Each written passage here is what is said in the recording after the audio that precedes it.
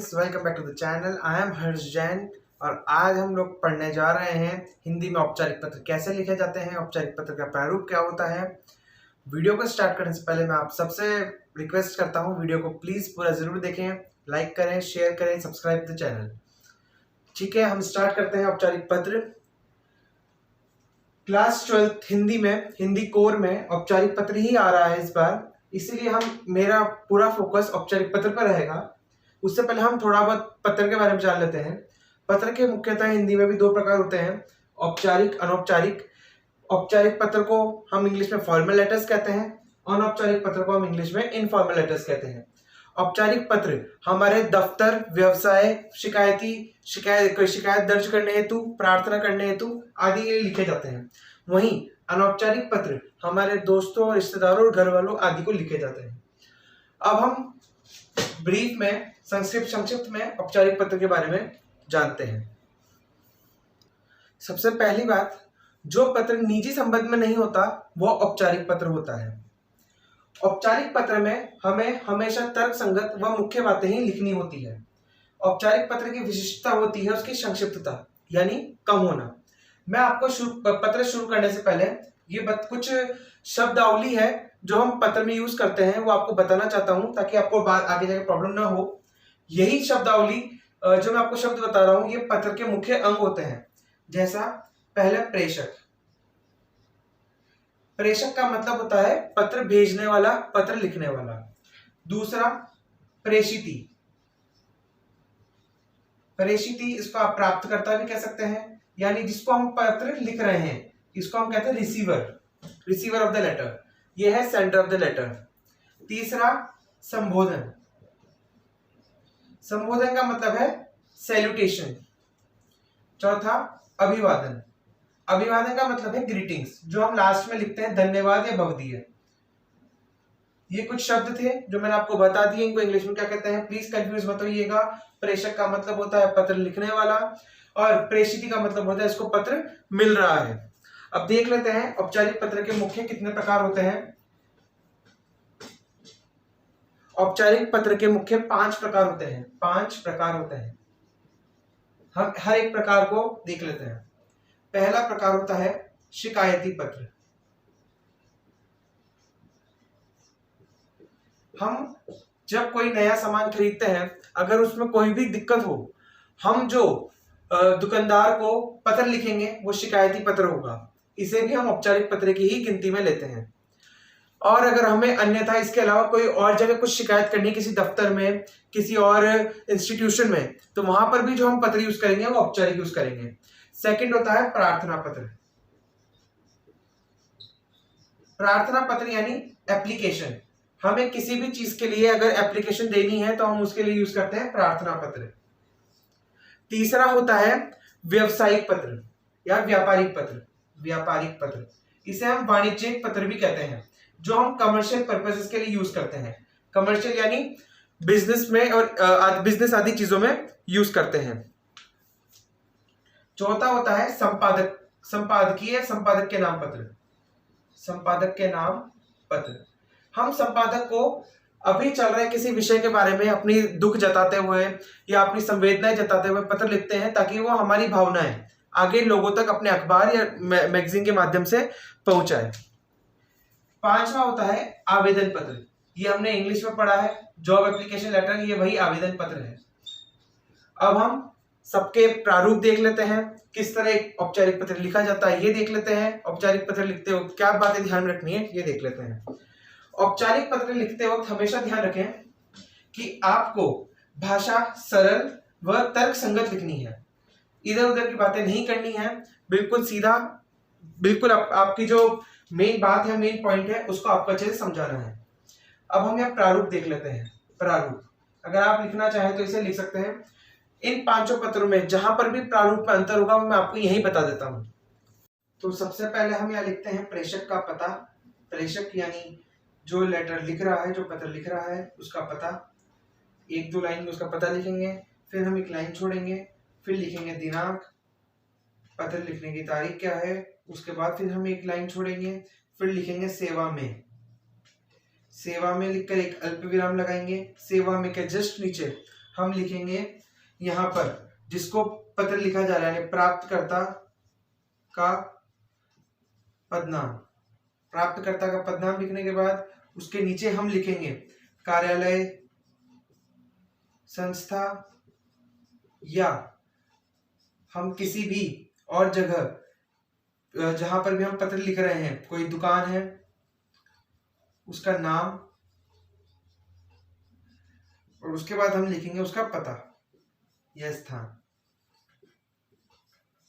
फिर हमें एक पंक्ति छोड़नी है, फिर हम लिखेंगे विषय कि हमने ये पत्र क्यों लिखा है। हम शिकायती पत्र लिख रहे हैं, हम प्रार्थना पत्र लिख रहे हैं, हम कौन सा पत्र लिख रहे हैं वो हमें यहाँ बताना है। फिर हम एक पंक्ति छोड़ते हैं विषय लिखने के पश्चात। फिर हम लिखते हैं संबोधन। संबोधन में मुख्यतः हम दो ही शब्द है उसको यूज करते हैं।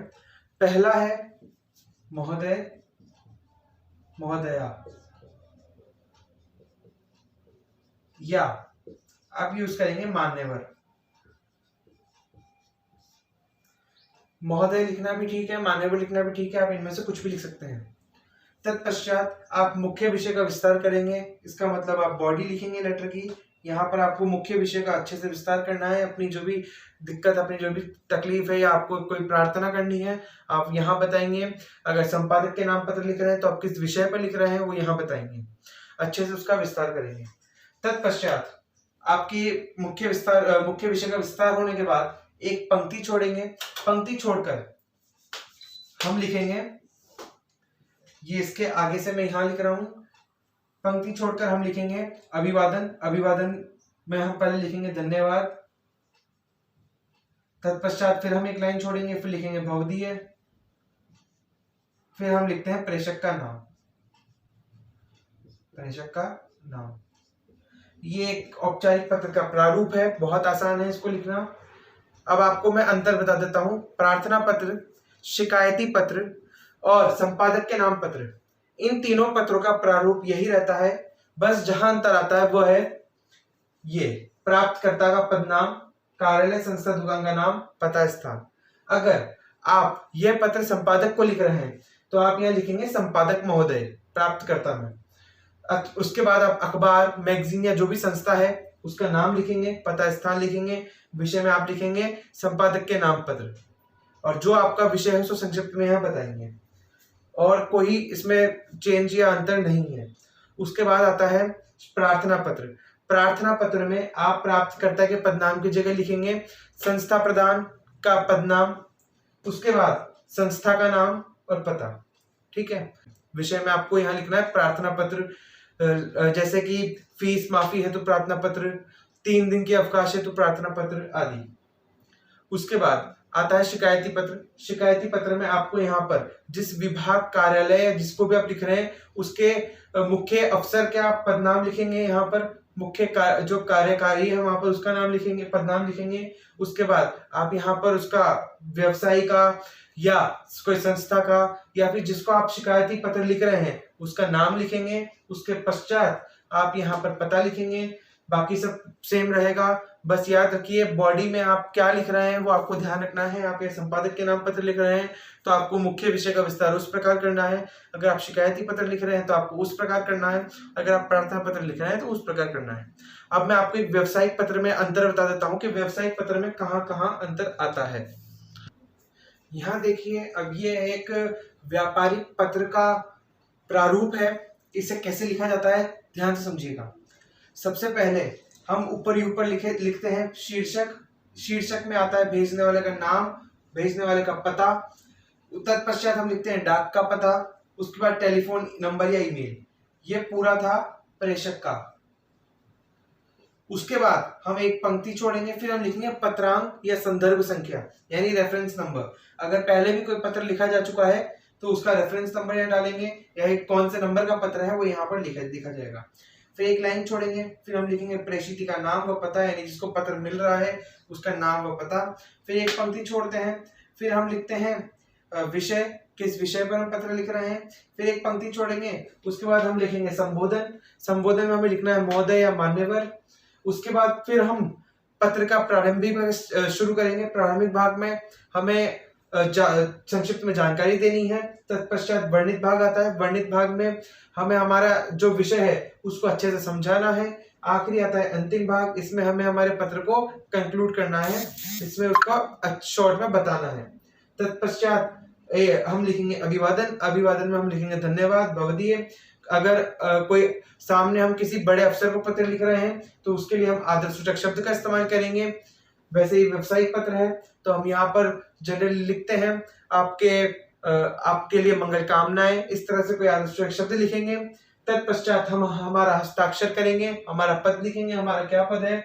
उसके बाद अगर हमारे पत्र के साथ हमें कुछ और कोई जरूरी कागजात जोड़ना है तो उसके बारे में यहाँ लिखेंगे संलग्न पत्र। यहाँ पर हम लिख देंगे हमने क्या क्या जोड़ा है, और यहाँ पर हमारा यानी लिपिक यानी जो पत्र लिख रहा है उसका संक्षिप्त में हस्ताक्षर होगा रनिंग हैंड्स में लास्ट में।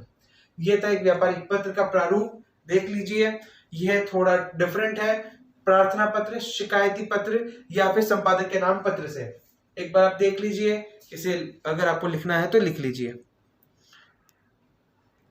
तो इस वीडियो में हमने औपचारिक पत्र के प्रारूप देखे। अगली वीडियो में आपके लिए औपचारिक पत्र का उदाहरण लेके आऊंगा, उससे समझेंगे कि औपचारिक पत्र कैसे लिखा जाता है। तब तक के लिए धन्यवाद। प्लीज वीडियो को लाइक शेयर कमेंट जरूर कीजिएगा, चैनल को सब्सक्राइब कीजिएगा। Thank you.